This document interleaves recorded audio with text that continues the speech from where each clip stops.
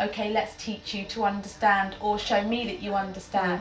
At the level he's at the moment, it is not appropriate to teach him that, because you'll be unsuccessful.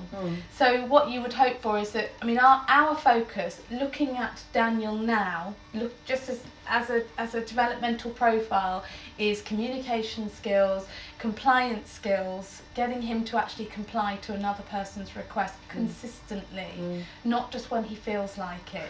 Dealing with problematic behaviours. Emotional understanding will come later, It comes and how from what you're quickly doing. it comes, is how quickly the progress is made. So we won't be working on skills that he doesn't have the prerequisite skills for. There's little point on working on something that's discussion based if he can't discuss.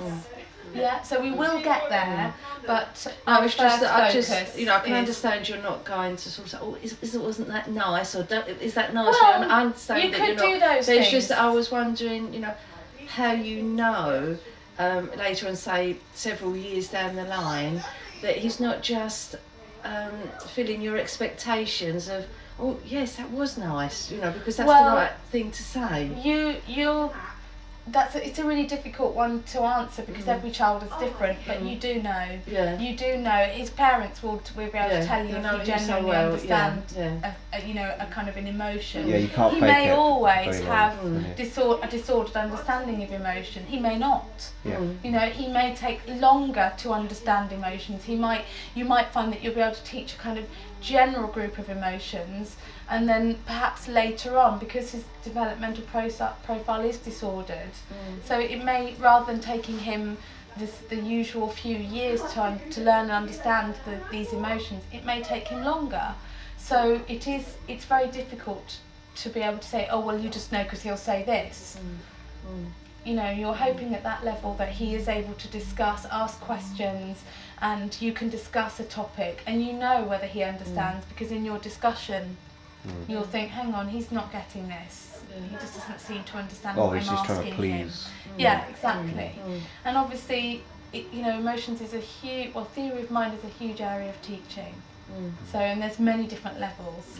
But what's nice about it is that there are many different levels. So that just because it predominantly has higher level doesn't mean we're not going to work on it now. We're going to work on it through joint attention skills. So things like following somebody's point, sharing an item, getting him into the habit of looking at other people, looking for their eye contact, following what they're doing, looking at what they're looking at what they're pointing at. They're early theory of mind skills. Because what they require you to do is look at somebody else and take on their actions or their perspective. Not understand at this point. So, but that's reassuring that we can start there. Yeah, it's good to have a picture of the end game, or what hopefully will be the end game. There's no guarantees, obviously, with any of this, but it's good to have a picture of the end game and how the blocks build up to get where there. possible. Because when we're doing this, the early stuff, some of the stuff that might seem to us while we're doing this a little bit repetitive. That's it's right. Just knowing that it's building towards something, and it will take time. Where we'll be doing this possible, probably I 3 will years, give you examples of where it will lead to. So That's just good, so that yeah. it gives you an idea as to why we're doing this. Yeah, it's context. That's important. Often for many teams, they find it difficult if they haven't been told clearly why we're doing something. So I will try it, and if I don't, ask me, and I'll say, oh well, we're doing this because. Yeah. That's all right. So we've just been expanding on theory of mind. So, autism, is it easy to diagnose? No, sadly not. We found that one out, didn't we? Yeah, and also, reasons that you've already mentioned this morning is that it's often accompanied by other disorders as well. So I have children that have dyspraxia as well as autism, and it's a nightmare because you end up with a whole other bunch of problems. I have clients that have dyslexia, which you can't assess for dyslexia until the child gets to 6 or 7 years of age. So inevitably by that point they've been through an ABA programme. You're looking to finish because it is essentially a preschool intervention. And so I've got many clients that are finishing ABA where my reports are now saying this child needs to be diagnosed for they need to be assessed for dyslexia. And many other things. There are many other sensory issues, and I think sensory issues is probably an area that's most underdiagnosed. Is that common with autism? Yeah. It is. Very common. Not with every child, but I find that with the children that I work with, and I would say I probably run in the region of 100 programs. So, you know, it's out of all of those children, I don't think I've come across one child that hasn't had a sensory issue of some kind, whether it be that one child didn't like getting his hands dirty and would do anything. I mean, literally, his avoidance tactics were amazing, because he could foresee, I might get my hands dirty, I won't do that. So, you know, I mean, even on that level, it is still a sensory issue. He didn't like the feel. He found, and as he got older, he was actually able to explain what it felt like. And so, you know, I don't like it. But by that time, we'd actually taught him to tolerate it. So he'd learnt that actually it's okay. I don't like it, but it's okay.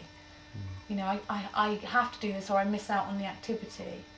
So, as so many of these things are not to such extremes, but are things that do happen within other, if you like to say, normal children's development. I would say typical children, yes. What is that factor that clicks it? That step too far, as it were. Let's go to the next point. What causes autism? Right. Because there isn't any research that has been kind of concluded in terms of cause of autism, but there are many theories on what causes autism. The first one, a genetic cause. I think the genetic research is certainly the way to go in terms of researching autism. They haven't identified that gene, and you know, they just don't spend enough money. The government need to spend more money on researching genetic research into autism, because I think it holds the key. And it doesn't mean that, you know, just because your son has autism that you have autism. It is unfortunately for me, I'm a great believer in trigger factor, and trigger factor is a number of parts of our lifestyle. I really believe in things like inoculations, not MMR, I have to say, because I don't believe that it's just the MMR. I believe it's all of the inoculations that we give our children. Our children have, you know, underdeveloped immune systems, and we're pumping all these things into their bodies. The key, isn't it? And I don't believe that the MMR is solely responsible. I do believe that we could give the MMR later. I do believe that we could give the MMR separately. But they are my personal beliefs and not Peach's, I should point out. And if I had a child, I wouldn't give them the MMR, to be honest, because, you know, but I'm a great believer in other trigger factor. I'm a believer in dietary intervention, and therefore that diet could be a cause. You know, I'm a believer in, you know, the fact that our foods are just contaminated with pesticides, with preservatives, with all the rest of it. And it's all of these things. Yeah. Have you heard that latest one, mercury in tuna? The mercury, yeah. Advising pregnant Apart from women not to. aerosol jabs, but yes, the tuna now. Exactly. Yeah. Well, the and mercury just linked is, it directly to autism. but the mercury is present in inoculations. Yeah. And in fact, last year in the States, they actually banned mercury from all of the inoculations. But in the States, it's slightly different, because you are actually required to inoculate your children before they'll even be given a place to go into school. If they don't have the inoculations or you don't have the certificate, they don't go. In this country, they can go, but I'm sure in the years to come, it will be made a requirement that you have to be able to show that you've given your child these inoculations. And hopefully that will be the thing that makes the government do something about the MMR, because there are, in southwest London, a 65% take up on the MMR. 65%, and it used to be 94 or something.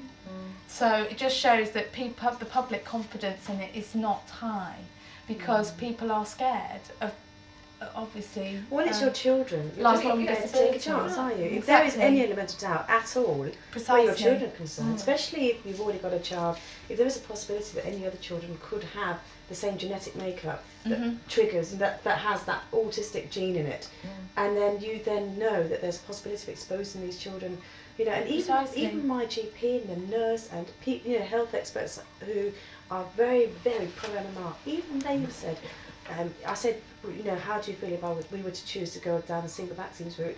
They said, for you, I wouldn't blame you.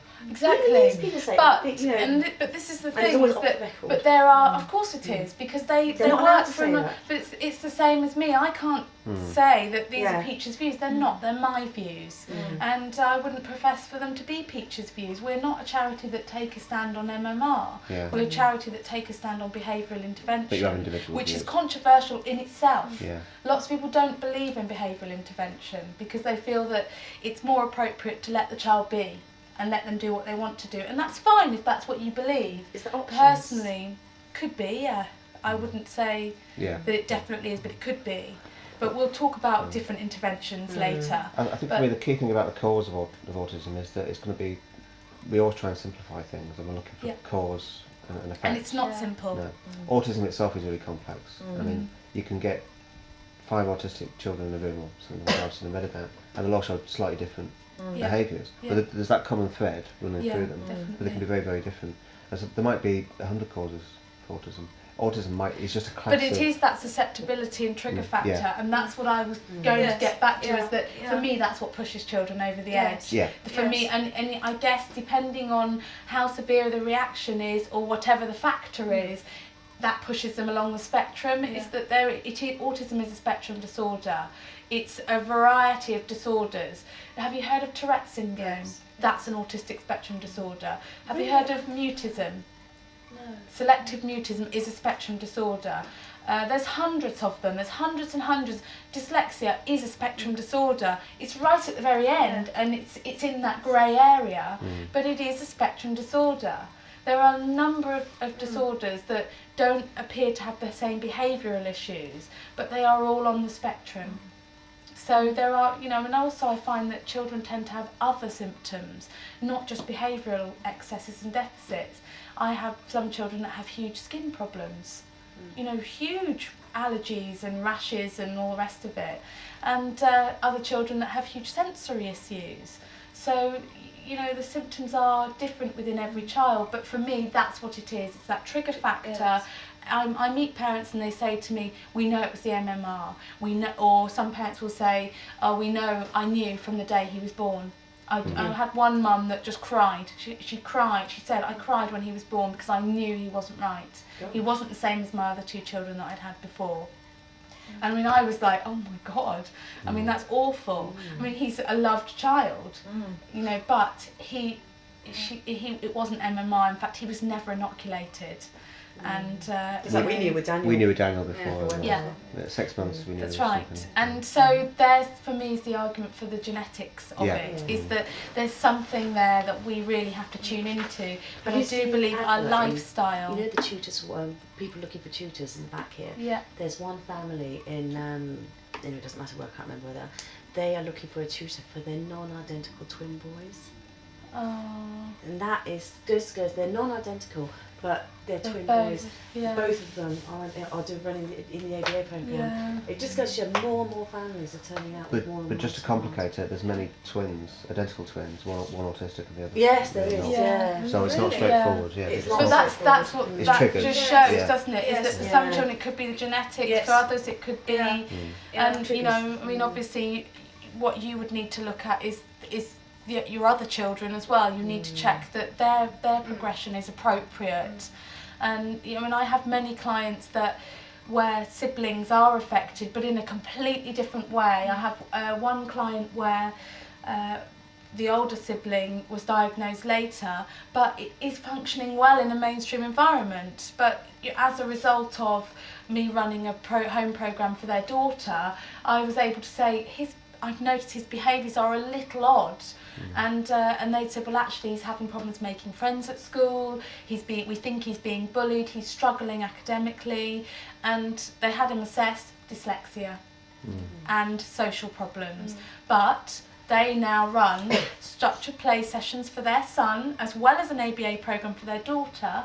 But it's made a hell of a difference. He's been invited to birthday, but he's only 6. But he's been invited to birthday parties. And it's really coming on. So just because, for them, they knew that their daughter, they knew before MMR time. So what they felt is that the genetics is a huge issue. So, but anyway, we could spend all day talking Yeah, about yeah. this. I should just say the last one, childhood trauma. There are some unproven theories that childhood trauma is an issue. I mean, I've found that some children, if they've been born really early, or I've found just through speaking to parents that there have been some kind of trauma in their early childhood, or while the mother was pregnant, there's been complications. Does this include birth, the actual birth as well? Yeah. So I mean, I've come across so that. we What have- do you think? Well, I don't know. I really don't know. But all I'm saying is that Daniel was stuck down the birth canal for 2 hours with a cord around his neck and Right. had to be pulled out by 1-2 quite urgently in the end because his heartbeat started fluctuating a bit. Right. So it wasn't dramatic. He wasn't grey when he got pulled out or blue or anything. But No, but he was still. stuck down there for 2 hours with a cord around his neck in Yeah. the birth canal, and we couldn't get him out. In the end, as I said, they had to So- then shove a great big vacuum on his head and pull him out. I mean, it's Yeah. difficult to prove. We'll never know. Well, you won't, and there's many other parents Yeah, out there that will we'll never never know. know. But it is something that I mean, I should say that years ago, in the early 80s, they actually felt, and I think this was more in the States, that mothers were responsible. Yes. And Cold I should mothers. just, Refrigerator mothers. that's right, yeah. So I should just say that's obviously an unproven theory, and it's really a kind of no. But it's just interesting that that for years and years and years they've been plucking at straws as to what's the cause. And as John said, it just isn't that simple. For some children, diet isn't a problem.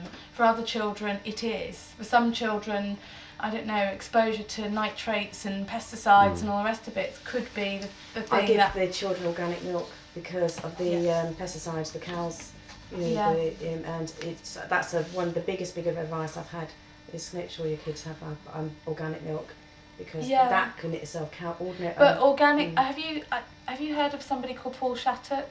Yeah, why Yeah. do I know that name? Paul Shattuck actually heads up a research unit at the University Allergy-induced of autism. Not allergy-induced autism, but it's the Autism Research Institute Okay. or unit or something. The Bernie ARU. That's Bernie Rimland. He's American. Right, okay. Paul Shattuck, he actually researches at Sunderland University, and what he researches is the kind of dietary interventions, so gluten-free and casein-free diets, so taking out these things. But he also is a great believer in trigger factor, and I saw him speak about, 2 or 3 years ago, and it was him that made me sit up and think actually trigger factor. And he went through environmental trigger factors, things like diet, just general things like feeding our children different diets. Years ago, organic food was just something you ate. It didn't occur to you that it wasn't organic, it wasn't sprayed, but it is now. So there are a number of factors. Okay, so just on this page, we've got autism as a group of behaviours, excesses, deficits. I'm not going to go into too much detail because we have already talked about this. So repetitive physical behaviour, we've already seen some of that with the flapping and the jumping. Don't know whether you noticed, but he was also doing something with his mouth there. He was chomping away. That's the first time I've seen him do that. Yeah, and it seemed to go hand in hand with the jumping and the... Yesterday we were playing games, and for the first time he was copying me. Yeah, Okay. he was doing it. That's what it would have. Because yesterday I That's taught me. him to do it because he was copying me. I was okay. holding up the toy spoon and going and so he was copying me. right, okay, and that's good. probably what it is. So he may have been... Yeah. Okay, But all right. obviously inappropriately. Yes. Yeah. But okay, no, well, one thing I will say is that we will be spending some time redirecting that sort of behaviour, and I would probably say that after tomorrow he won't be allowed to continue with that because it's not appropriate. And what I find with those sorts of behaviours, things like jumping and hand flapping, is that the more children are able to do it, the more they attempt to do it. Yeah. So if you can try, the idea is that you teach replacement behaviours. Yeah, so that's the idea. Well, let's see. It might not be. You might be surprised.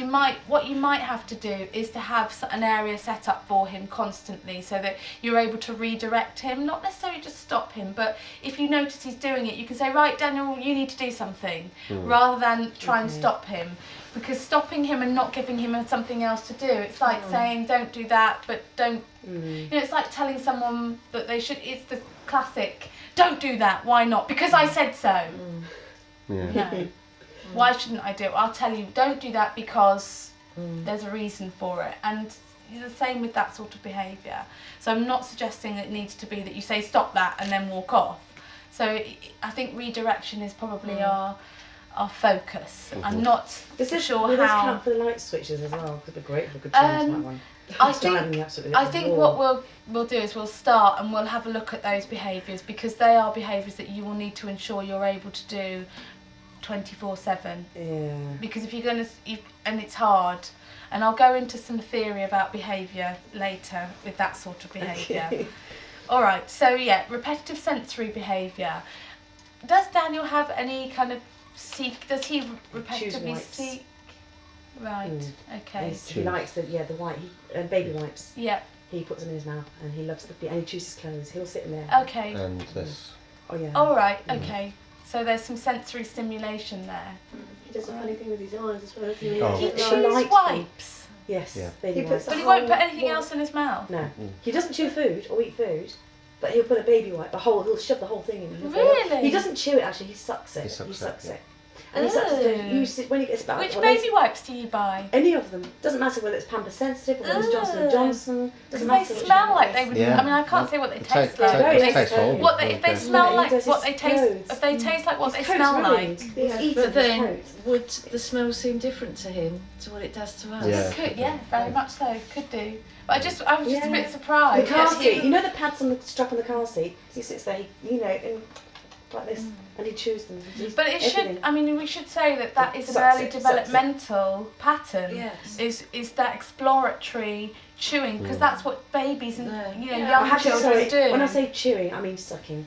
Yeah, So, but it's there's- still yeah. what they do. I mean, Yes. it's about making sense of the environment, Yes. and a way of doing that is to explore by putting things in your mouth. The difference with the autism is that it's gone to an excess, and he'll only do it with And it's certain not been things. channeled on Yeah. further. That's it's right. stopped at That's right. What But was- but also because it can't go on further, because it's not Yeah. serving, it's not meeting the purpose yet. Yes. Yeah. You'll see Yeah. a classic example probably this afternoon. If he's under any kind of stress, as in when something's new, he either hand flaps, or if he's thinking about it, he'll suck his hand. Or put his Okay. hand over it and Well, go like this. what I'm hoping for this afternoon is that I really have to make sure it's a very positive experience for him, because if it's not, he won't want to play the game. Yeah. And I have to teach him that he isn't. So it would be. I think we might work downstairs, just because he seems quite interested Yeah. in that. And if you're both there, he's less likely to leave. And I am going to be trying to give him some control, because I suspect there are some control issues as well. As I Yeah. said, it's Yeah. that I'll look when I'm ready to look, but you won't force me to look. It's quite simple. And I have to have that interest. We'll go into that a bit later anyway. But so other excesses, repetitive vocal behaviour. Yes. So repetitive sounds. What kind of things does he say? Oh, he's latest about babbling, copying the twins at the moment. Okay. But otherwise, for example, if we're going out in the car, I'll say Daniel, car. He'll go car, car, car, car. Or he'll just copy it on the phone. If I'm on the phone, he'll Yeah. get his toy phone and he'll go like, bye. Okay, so sometimes we'll be able to use that to our advantage. So during the initial stages, it may seem a little odd, but we are teaching on a number of levels. So we may well teach a very basic level before we think about functional or real meaning. But that's reassuring to hear, although I know I can hear that he takes it to an excess. Yeah. So the phone one's great. Yes. The Yeah. car, not sure. I mean, obviously, if he just keeps repeating it and repeating He doesn't it. go to repeat it for a long periods of time. I mean, But there is some- he gets it Slightly. slightly. Yeah, Yeah. but it's a pleasure for him. Yes. So to him, it's Yeah. a complete sort of. And also in a non-repetitive way, but what a really good thing is when we get dressed, I say socks, and you go, huh, that's a slip of socks, Okay, and I say good. trousers, and he copies Good. something, and I say t-shirt, he goes e-shirt, that's his e-shirt, and shoes, It's his word, my shoes. Good. You know, but every time I say it, he copies me and says it. And if I'd say dummy, he'll go ummy. You know, and if I say hungry, he'll go ungy. You know, so Okay, he does. yeah. He's really good So at that's copying. good. And he That's understands all the very words. reassuring. He knows what they mean. Good. You know, it's Okay. not just copying. He knows Yeah, when but I say they t-shirt, are- it's the t-shirt. Well, they are things that are familiar to him as well. It's Yeah. symbolic So only. that's Yeah, Yeah, symbolic. Yes, Yeah, nothing it's abstract. things. Just Yeah. yeah, but again, It's good sound, yeah. it meets Yeah. the kind of early developmental pattern. Yeah. Is that children learn the things that are within their environment before they learn other things. They're not, you know, He he's doesn't not even understand. likely. One thing that concerns me though is he doesn't, you know, yes and no. He doesn't even understand But that's the mind concept thing, of isn't it, it. that we're talking We'll about? get there. Yeah. Don't Okay. worry. Yeah. Well, I've got a good way of teaching that as well. And it's best to teach it with him. Teach him him to use yes and no, as opposed to teach him to understand what we mean when we say yes and no. Our yes and no's will be more powerful through withdrawal of reinforcement or giving of reinforcement Right, yes. at this stage, something really concrete. Okay. The other excess is tantrum behaviour or protest. You've already mentioned that is an issue, and reliance of routines. So he seems to need to have that routine of walking around the house, checking that everything is as it should be. Yeah. The Deficits. napping, everything has to. All the lights have to be switched on and off in the right order. Anyway. Yes. Yeah, well, we'll get there. Deficit areas: eye contact, social skills, speech, communication, play skills. I mean, this is very sweeping because obviously it's very much dependent upon the child as to what their deficits are. Okay, triad of impairment. This links into how autism is diagnosed. What happens is, when you go along and see somebody who is going to diagnose, is that they look at the triad of impairment, and if your child meets a criteria from each area of the triad, which are listed there, then they will be able to say whether your child has autism, rather than another issue such as speech and language disorder, communication disorder, or anything else, behavioural problems, etc. So let's say like marks out of 10 if you meet 8 They of have those. a if you meet specific 8 of those, diagnostic then criteria, precisely. But what essentially makes it autism is that your child needs to be impaired within each area, as opposed to if your child was just impaired in one area, then they wouldn't have autism. They would perhaps be diagnosed with something else. Okay. I mean, the sad thing is that for many parents, they would prefer that they have a diagnosis of autism because it means that you actually get something. Whereas, and I have one client who was actually on a good day, and because his behaviours were really unpredictable, on a good day, he was, when they sent me the papers, I had two diagnoses in front of me. One was on a good day, and the mum actually put a post-it note on each of them saying this was a good day, this was an absolutely awful day. And the good day, he had social communication disorder. On the bad day, he was severely affected by autism. And they actually put severely affected because he was just spinning and just completely out of it. Whereas on the good day, he was showing the man the things, pointing at things, chatting away. And, it just shows. And that family actually wrote back to the doctor who wrote social communication difficulties, asking for another diagnosis because it was preventing them from getting any help from the LEA. The child was at school age. So, or coming up to school age, and when the LEA saw that, they went, "Oh, he doesn't need a special needs assistant. What are you talking about?" And they felt that he obviously did. So, social development. We've already talked about some of these areas: language and communication, thought and behaviour. The social development, obviously, it's not just the communication skills related to it, but it's social understanding. Basically understanding why we need to communicate with other people, understanding about how to act in certain situations, changing your behaviour. Language and communication, pretty much as it says, understanding what things are, understanding questions, being able to answer questions. Communication, obviously communicating needs and desires. Thought and behaviour links back into play skills, theory of mind skills, imagination skills, all of those things. All right. So they generally tend to have their own diagnostic criteria. I think it's quite standard. I mean, there are quite a few different tests that you can do now. So ABA, next page, applied behaviour analysis. Obviously, I've mentioned already, rooted in psychology. It is a scientific approach. It has, ABA in itself is the science, and what we do is we use it to treat children with autism. So there may be areas of ABA that we don't use. I use certain principles, and it is essentially a behavioural approach, and that's what you need to remember. It's not holistic. I'm not going to use approaches or incorporate approaches that I don't feel are sound or concrete. It's not enough for me to say that. I had one client that said to me, we looked into, I won't say the name of the programme, we looked into this programme and we phoned up the mum, and the 12-year-old boy answered the phone, and he's never been to school, and what they've been using this approach.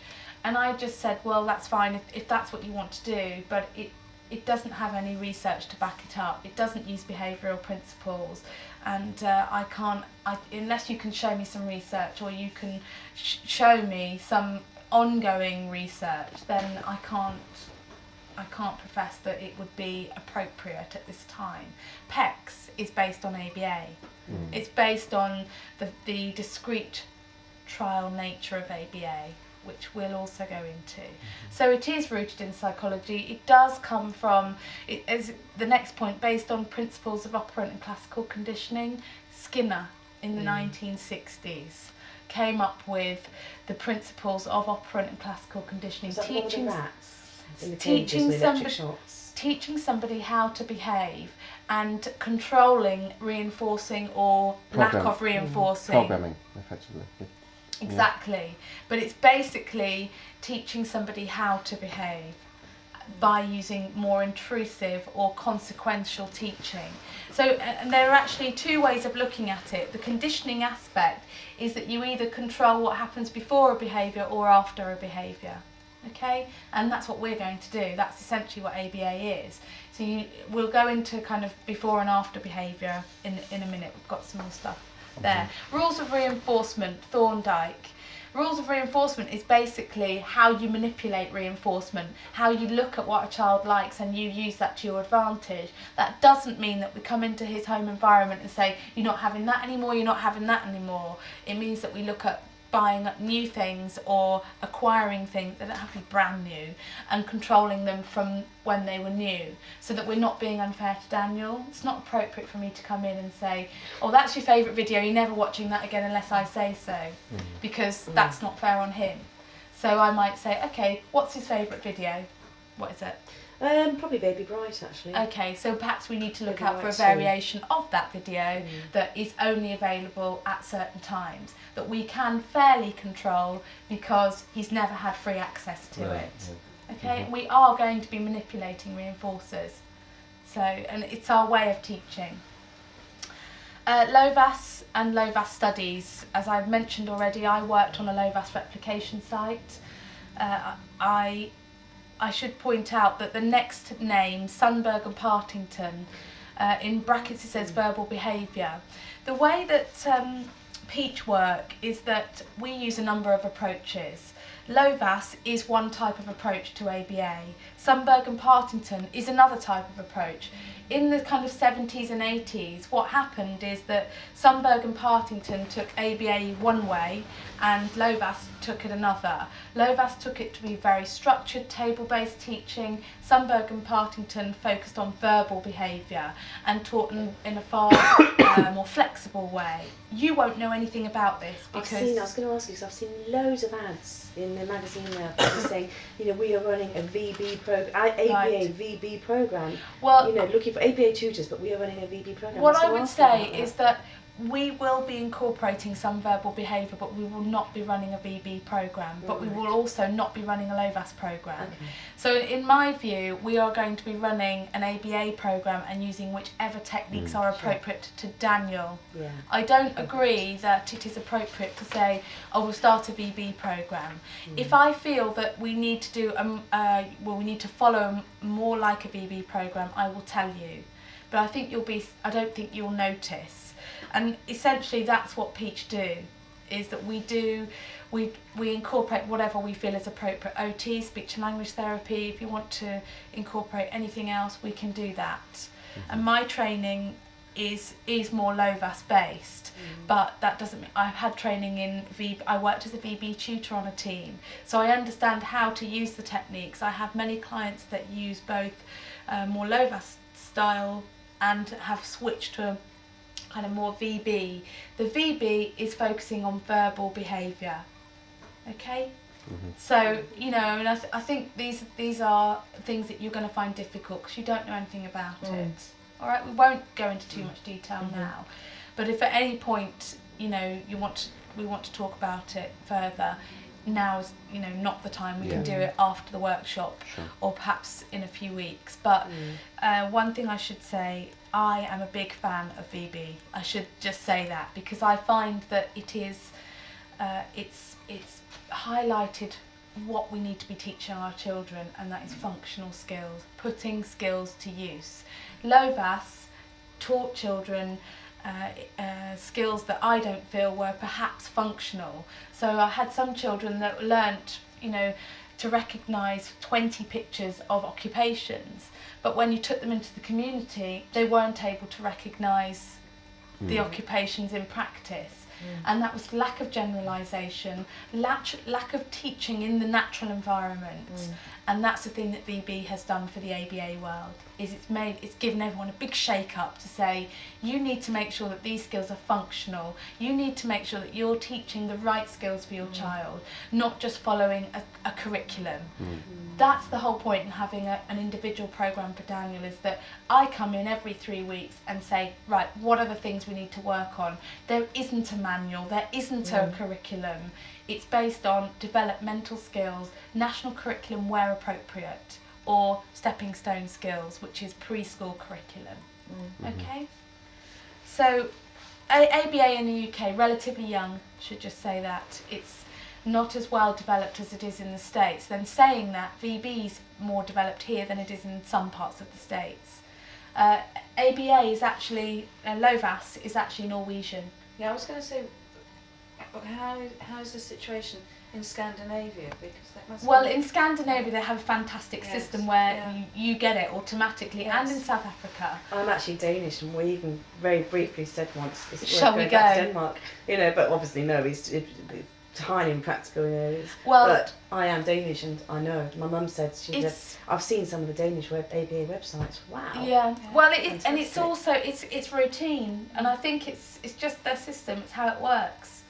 But I don't know about their. I actually worked with a Norwegian consultant while I was working on the UCLA, because the way I worked was I actually completed an internship at UCLA, but I did it at Brunel, and I worked under a Norwegian consultant as well as Dr. Lovas, because Dr. Lovas is a very old man, so it's not like he's a boss in that sense, but it's just that's how it is there, and we wish it was like that here. But And do you they think it even will manage to diagnose early? Or, I mean, is the whole concept of I think autism- they're more in line with what they do in the States, is they send their kids to school later.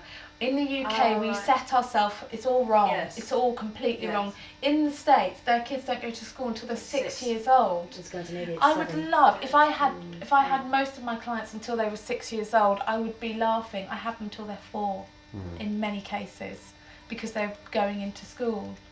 And if I'm lucky, I can get them to hold back, which in fact most LEAs prefer you to start your child a year later than to start your child and have them repeat a year.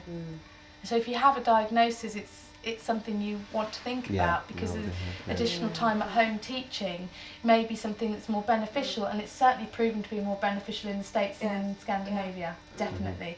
And I found that South Africa as well. That's Fantastic. And I had an OT report from a South African woman, and I'm quite good friends with her now, and she actually was just saying, well, it was part of my training. I did ABA as part of my training as an OT, and I was kind of like, but she specialised in autism. In fact, Terry's South African, isn't she? Yeah, That's maybe the she OT has. who came in, who's going to be working with sensory Yeah. integration. Daniel, the OT, So- occupational therapist. She's South African. She knows ABA. Yeah. She knew exactly what Yeah, we were talking about. exactly. And I mean, obviously people use it in different ways, but in this country it is relatively young. Hence, Peach only set up in 96. We set up in 96, and they started their research project in 98. So, and it was a group of parents that were flying consultants in from Norway or from the States that set up Peach and thought we could do this ourselves. We're paying a fortune for all of these consultants to come over and run our programs, when why can't we train some people to do it in this country? So that's how it is. Okay, what makes an ABA program? Would anyone like to take a short break before we move on? Just because